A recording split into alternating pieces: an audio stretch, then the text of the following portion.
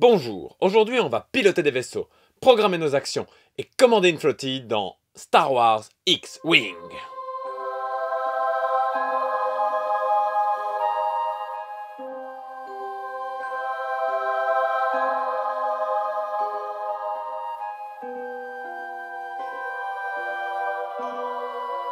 FFG Fantasy Flight Game est bien décidé à rentabiliser sa licence de Star Wars.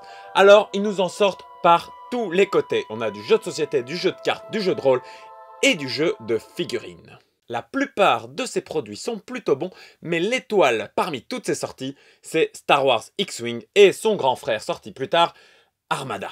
Oui, c'est un grand frère plus jeune parce qu'on fait des plus grandes batailles avec. Dans X-Wing, la boîte de base, on a 2 TIE Fighters et 2 X-Wing. Ouais, c'est plus dur à mimer le X-Wing. Ça fait pas beaucoup pour une bataille, mais c'est assez. Ouais, c'est assez à la base. Par contre, évidemment, qui dit jeu de figurines, dit aussi quantité et quantité d'extensions, de nouvelles figurines, de nouveaux personnages, de nouvelles possibilités. Ce qui, par contre, saute immédiatement aux yeux, c'est les figurines pré-peintes qui sont perchées là sur leur petit stand transparent. Franchement, une vieille nappe noire un peu dégueu, parce que comme ça fait des étoiles, et on est au milieu de l'espace instantanément. Ouais bon, il y a des gens qui disent qu'elles sont pas très bien peintes, mais honnêtement, moi, avec mon talent, elles sont mieux peintes que ce que je saurais faire. Ensuite, on est un peu choqué par la masse d'informations, de tokens, de dés, de trucs qu'il y a tout autour de ces figurines. Mais on a les mains sur le manche et la force est avec nous. Blue Leader, on en va. It's a trap! Oui, merci amiral. En effet, chaque vaisseau dispose d'une carte et d'une petite tuile qui se pose sur le support qui indique toutes ces statistiques. De base, il y a initiative, attaque, manœuvrabilité, blindage et bouclier.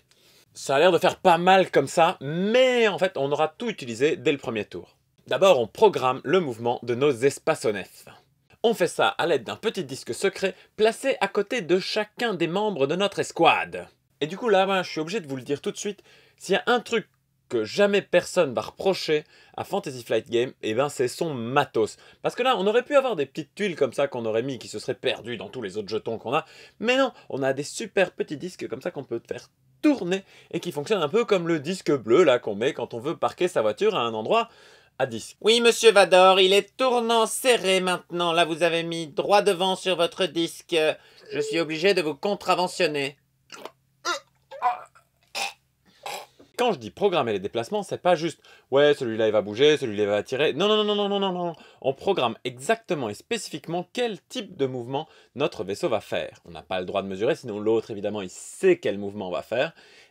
Et du coup, il faut vraiment bien anticiper. C'est d'ailleurs à peu près le même système de déplacement que dans Wings of War. Sauf qu'au lieu d'utiliser des cartes de déplacement, là, on a vraiment des petites tuiles avec des déplacements arrondis, des déplacements rapides vers l'avant, des déplacements qui incluent le fait de faire un demi-tour. Parce qu'évidemment, tu rajoutes à ça que les vaisseaux, ils tirent que dans un certain arc devant eux ou derrière eux sur les côtés, enfin, ça dépend du vaisseau. Et là, le placement devient hyper important. Si t'es pas au bon endroit, tu te fais tirer dessus par tout le monde. Et si t'es juste au bon endroit, t'arrives à trouver la petite zone où personne n'arrive à te toucher. Ensuite, quand tout le monde a programmé, on révèle ses mouvements. Et on commence à bouger nos vaisseaux en commençant par ceux qui ont l'initiative la plus basse. Car oui, jeune Padawan, plus tôt tu bougeras, moins bien ce sera.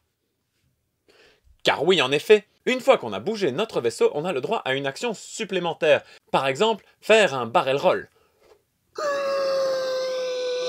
Ou un mouvement supplémentaire.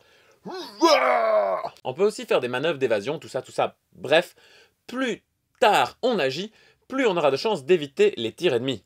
Ensuite, tout le monde tire. Ouais, si tu vois un vaisseau ennemi, tu tires. Et c'est comme ça. C'est ce que tu apprends en premier quand tu apprends à être pilote dans Star Wars et dans l'espace en général, dans les jeux de société. Quand tu vois un ennemi, tu tires. Et du coup, tu jettes autant de dés que ton score d'attaque et l'ennemi jette autant de dés que son score de manœuvrabilité. Et on fait un peu la différence de ce qui se passe. Et voilà, ça fait des dégâts qui s'appliquent sur le bouclier. Et quand il n'y a plus de bouclier, ça s'applique sur le blindage. Et quand il n'y a plus de blindage, ça s'applique sur le pilote. Oui. Et alors, du coup, il meurt!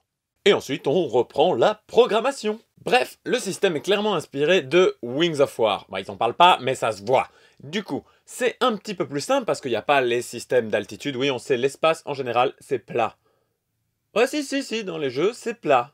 C'est plat, ouais. Mais c'est beaucoup plus compliqué par ailleurs avec toutes les possibilités qu'on a pour la création d'équipes.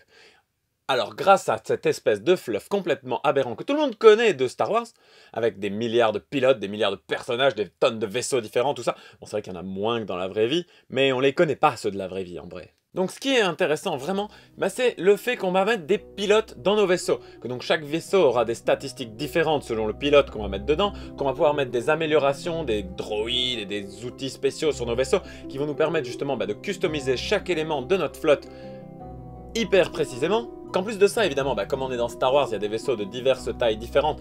Les plus gros qui sont disponibles, ils remplissent à peu près la moitié de la table à eux tout seuls. Ça fait des possibilités énormes de création d'escouades.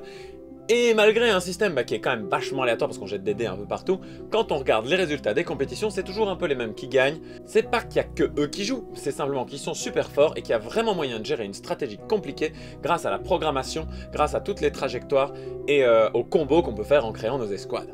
Et pour avoir encore plus de possibilités de création d'escouades avec des vaisseaux encore plus gros, tout ça, il y a le grand frère Armada qui permet de faire des batailles plus épiques. Dès que je l'aurai testé, je vous ferai un petit comparatif entre les deux pour voir vraiment la différence. Mais vous allez voir que Armada, ça a l'air chaud boulette.